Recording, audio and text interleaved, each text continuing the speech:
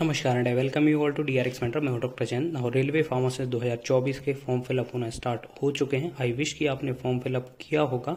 आपने से बहुत सारे ऐसे कैंडिडेट होंगे जिनने सेम जो अपनी स्टेट है उसी रीजन में जो आरआरबी है उसमें फॉर्म फिलअप किया होगा, या फिर आप में से बहुत सारे ऐसे लोग होंगे जिनने डिफरेंट रीजन या डिफरेंट आरआरबी जोन में फॉर्म फिलअप किया होगा। तो आपके माइंड में एक क्वेश्चन आ रहा होगा कि जो एक आरआरबी जोन होता है उसमें मल्टीपल हॉस्पिटल्स होते हैं, तो रेलवे का क्या क्राइटेरिया होता है आपको हॉस्पिटल अलॉट करने का जब आप फार्मासिस्ट बन जाएंगे। तो कंप्लीट डिस्कस करेंगे इस वीडियो में, डिटेल में डिस्कस करेंगे। चलिए स्टार्ट करते हैं। बट उससे पहले यदि अपने चैनल को सब्सक्राइब नहीं किया तो चैनल को सब्सक्राइब कर लीजिए, सो दैट आपको फार्मेसी से रिलेटेड जितनी भी इंपॉर्टेंट अपडेट है वो मिलती रहेगी।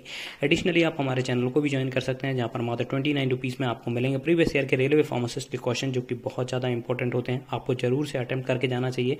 यदि आप उनको अटेम्प्ट करते हैं तो आपका स्कोर इंप्रूव होने के चांसेस होंगे, फार्मासिस्ट बनने के चांसेस भी ज़्यादा होंगे। तो आप प्रीवियस ईयर के फार्मासिस्ट के क्वेश्चन पेपर जरूर सॉल्व करके जाइएगा। और एडिशनली आप कम्युनिटी सेक्शन को भी विजिट कर सकते हैं। कम्युनिटी सेक्शन या पोस्ट आपके में शो हो रहा होगा। यदि आप सीरियसली प्रिपेयर कर रहे हैं और यदि आप चाहते हैं कि आपको कहीं से 500 ऐसे बल्क में क्वेश्चन मिल जाएं आपकी प्रिपरेशन को एनालाइज करने के लिए, तो आप हमारे कम्युनिटी सेक्शन या पोस्ट सेक्शन को विजिट कर सकते हैं, जहां पर अपलोडेड है मोर देन 500 फार्मासिस्ट के एमसीक्यूज, जो कि बहुत ज़्यादा इंपॉर्टेंट है अपकमिंग रेलवे फार्मासिस्ट के पॉइंट ऑफ व्यू से। आप उनको अटेम्प्ट करके अपनी प्रिपरेशन को एनालाइज कर सकते हैं, तो आप जरूर से अटेम्प्ट करिए। चलिए डिटेल में डिस्कस करेंगे इस वीडियो में अबाउट द कैसे आरआरबी अलॉट करता है हॉस्पिटल्स के बारे में। तो ये आप देख सकते हैं आरआरबी के जो फॉर्म फिलअप होना स्टार्ट हो चुके हैं 17/8/2024 से। लगभग 246 वैकेंसीज हैं, जिसपे 17 से फॉर्म फिलअप होना स्टार्ट हो चुके हैं। इसकी लास्ट डेट रहने वाली 16/9/2024। आई विश कि आप में से बहुत से लोगों ने फॉर्म फिलअप कर दिया होगा। तो अब यहाँ पे क्वेश्चन आता है, आप में से जो बहुत सारे लोग होंगे उनने अपनी सेम जो स्टेट है उसके आरआरबी जोन में फिल किया होगा, और आप में से बहुत सारे ऐसे लोग होंगे जिनने डिफरेंट आरआरबी जोन सिलेक्ट किया होगा। तो अब क्या क्राइटेरिया होता है रेलवे का हॉस्पिटल अलॉट करने का, तो उससे पहले आपको एक प्रोसेस समझना पड़ेगा कि आरआरबी की कौन कौन सी स्टेजेस होती हैं फार्मासिस्ट के लिए। तो सबसे पहली जो स्टेज होती है, देखिए आपने फॉर्म फिलअप कर दिया होगा, ठीक है। फॉर्म फिलअप करने के बाद नेक्स्ट आपका जो होगा एग्ज़ाम होगा, ठीक है।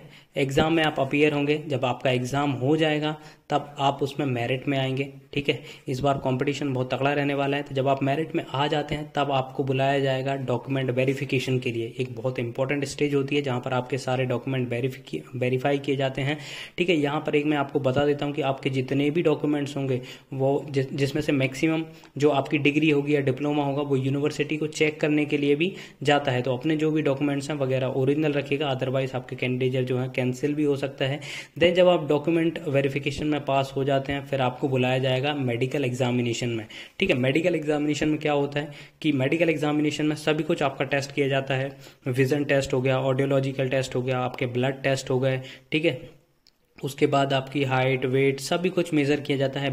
एक्सरे किया जाता है, एक्सरे के साथ ईसीजी किया जाता है। तो सभी कुछ जब आप मेडिकली फिट हो जाते हैं, देखिए यहाँ पर एक आप अच्छे से इंपॉर्टेंट ध्यान रखिएगा, उस टाइम की बात है। हालांकि जब आप मेडिकल एग्जामिनेशन के लिए जाएंगे तो आपका लिपिड प्रोफाइल नॉर्मल होना चाहिए। लिपिड प्रोफाइल यदि बढ़ता है तो उस केस में आपको क्या करता है, जो वो क्या बोलते हैं डॉक्टर वगैरह होगा ना वहाँ पे, तो वो आपको क्या करेगा, जो एंटी हाइपरलिपिडेमिक ड्रग देगा और कम से कम 5-6 दिन या फिर 1 महीने के लिए आपको रेस्ट पे भेज सकता है कि 1 महीने बाद जब आपका लिपिड प्रोफाइल कम हो जाएगा तब फिर आप आइएगा, फिर से ब्लड टेस्ट कराइएगा। यदि आपका ब्लड जो लिपिड लेवल है यदि वो नॉर्मल होगा देन वो ओके करेगा आपका मेडिकल टेस्ट को, ठीक है। तो इसमें बहुत बड़ी प्रॉब्लम आएगी यदि आप थोड़ा सा भी लेट होते हैं, जिसके बारे में आगे डिस्कस करेंगे, ठीक है। जब आप मेडिकली फिट हो जाते हैं तो मेडिकली फिट होने के बाद फिर आपको बुलाया जाता है आरआरबी जोन में, ठीक है, जहां पर आपको लेटर ऑफ अपॉइंटमेंट दिया जाता है।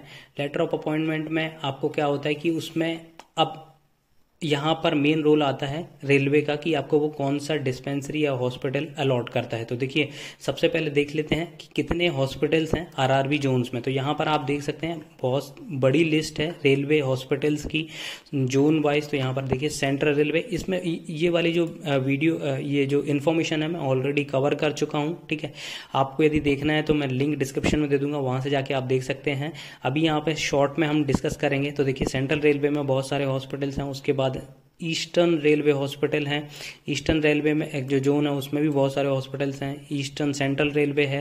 तो देखिए बहुत लंबी लिस्ट है ये जोन वाइज हॉस्पिटल्स की। यहाँ पर देखिए समराइज किया हुआ है जिसके बारे में हम डिटेल में डिस्कस कर लेते हैं। देखिए फंक्शनल बेसिस क्लासिफिकेशन, तो देखिए जोनल हॉस्पिटल 16 हॉस्पिटल हैं, डिवीजन हॉस्पिटल 57 है, सब डिविजनल, ये ओवरऑल मैं बता रहा हूँ आपको, सब डिविजनल हॉस्पिटल जो ओवरऑल इंडिया में है 37 है, प्रोडक्शनल यूनिट हॉस्पिटल 5 हैं, वर्कशॉप हॉस्पिटल 9 है, स्पेशल हॉस्पिटल CRI वाराणसी में 1 है और मेट्रो हॉस्पिटल 1 है। तो टोटल 125 हॉस्पिटल्स हैं रेलवे के ऑल ओवर इंडिया। अब बेड्स की बात करें तो यहाँ पर देखिए बेड वाइज भी क्लासिफिकेशन है, बट बेड का हमें उतना ज़्यादा इंपॉर्टेंस नहीं है। तो 125 हॉस्पिटल्स हैं ऑल ओवर इंडिया में। अब रेलवे का क्या क्राइटेरिया होता है आपको अलॉट करने के लिए, तो उसके बारे में मैं आपको बता देता हूँ। ठीक है, तो सबसे पहला जो क्राइटेरिया होता है उसका रेलवे का वो होता है कि हॉस्पिटल में वैकेंसी कितनी है। यदि वैकेंसी है, ठीक है, तो जैसे एक एग्जांपल ले लेते हैं हम, और यहाँ पे एक क्वेश्चन भी आता होगा आपके माइंड में कि प्रेफरेंस दिया जाएगा कि नहीं दिया जाएगा, कि जैसे एक जोन में बहुत सारे हॉस्पिटल्स हैं तो सभी लोग चाहते हैं कि अपनी जो नियरेस्ट सिटी है उसके आसपास का कोई हॉस्पिटल मिल जाए, तो प्रेफरेंस किस केस में मिलता है वो मैं आपको बता देता हूँ।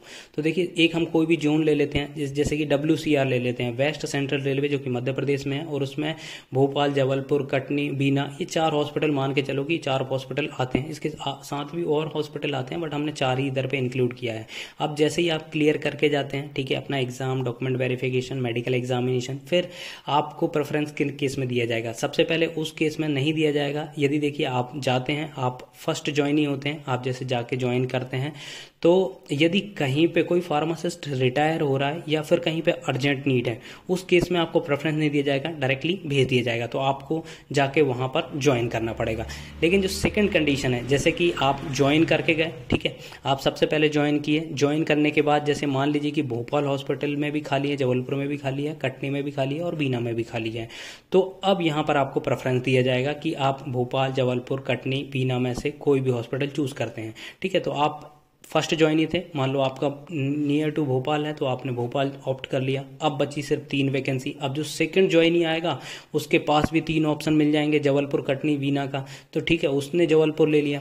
सेकंड जो ज्वाइन ही आएगा उसने मान लीजिए फिर उसके पास 2 ऑप्शन रहेंगे, बीना और कटनी का, तो उसने मान लीजिए कटनी ले लिया। तो अब यदि आप लास्ट ज्वाइन ही है और आपका घर जबलपुर के पास है, ठीक है, लेकिन आपके पास अब कोई प्रेफरेंस बचा नहीं है, बीना ही आपको ज्वाइन करना पड़ेगा, ठीक है, या फिर कोई और एक आध जो वो होगा हॉस्पिटल खाली होगा तो वो आपको ज्वाइन करना पड़ेगा। तो यहाँ पर ज्वाइनिंग का बहुत मेन रोल होता है। देखिए जितने जल्दी आप जाके ज्वाइन करेंगे आपको प्रेफरेंस मिलेगा। यदि आप लास्ट में ज्वाइन करते हैं तो आपको यहाँ पर प्रेफरेंस नहीं दिया जाएगा, आपको जो जहाँ पर वैकेंसी होगी वहाँ पर डायरेक्टली भेज दिया जाएगा। इसलिए जो ज्वाइनिंग का बहुत ज़्यादा इंपॉर्टेंस होता है, मैंने आपको स्टार्टिंग में भी बताया था कि आपको सबसे पहले जाके ज्वाइन करना है। यदि आप मेडिकली फिट हो जाते हैं और आप आलस खा जाते हैं कि यार नहीं मैं थोड़ा सा बाद में जाके ज्वाइन करूंगा, तो बाद में जाने का यही प्रॉब्लम होता है। पहला प्रॉब्लम तो ये होता है कि आपका प्रेफरेंस नहीं मिलेगा। दूसरा जो मेजर होता है कि आपकी जो सर्विस बुक है, सर्विस बुक के साथ साथ देखिए आपकी जो ज्वाइनिंग लेट हो गई तो आपकी सैलरी भी थोड़ा लेट होगी। जैसे यहाँ पर सबसे जो आपके जो इंक्रीमेंट लगते हैं वो 1 जनवरी को लगता है और 1 जुलाई को लगता है। मान लीजिए कि आपका दिसंबर में, ठीक है, मान लीजिए आपका 25 दिसंबर को मेडिकली आप फिट हो गए, आपने सोचा कि अब मैं 5-7 दिन रेस्ट करता हूं और जाके 5 जनवरी को ज्वाइन करूंगा। ठीक है, 5 जनवरी को यदि आपने ज्वाइन किया तो दैट मीन्स कि आपका जो अब इंक्रीमेंट लगेगा वो 1 जनवरी को ही लगेगा नेक्स्ट ईयर। लेकिन यदि आपने यहाँ पर मान लीजिए दिसंबर में आप 20 तारीख को मेडिकली फिट हो गए, 21 तारीख को ही जाके ज्वाइन कर लिया, 21 तारीख को ज्वाइन कर लिया, तो क्या होगा, आपको प्रेफरेंस भी मिल जाएगा और दूसरा आपका जो इंक्रीमेंट लगेगा वो 1 जुलाई को लगेगा। मतलब इसका मतलब ये होता है कि आप जिस दिन ज्वाइन कर रहे हैं उससे 6 मंथ बाद आपका इंक्रीमेंट लगता है। ठीक है, तो 2 इंक्रीमेंट 1 जनवरी को लगता है, 1 जुलाई को लगता है। यदि आपने दिसंबर में ही ज्वाइन कर लिया, ठीक है, 22-23, या फिर आपने 1 जनवरी को भी ज्वाइन कर लिया, तो लगभग आपको 6 महीने मिल जाएंगे और आपका जुलाई में इंक्रीमेंट लग जाएगा।